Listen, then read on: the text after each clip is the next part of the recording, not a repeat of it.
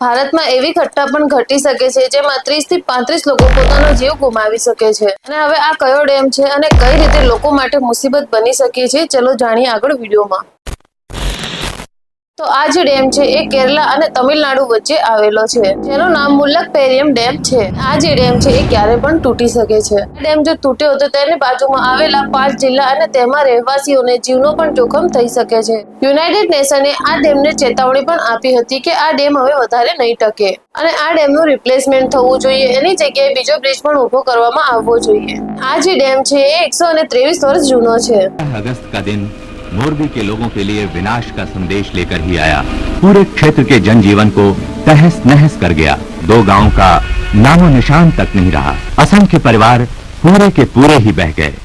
कि पूरे इंसान जो है वो टेलीफोन वायर पे लटके हुए थे, इलेक्ट्रिक वायर पे लटके हुए थे और हजारों की तादाद में लाशें पड़ी हुई थी।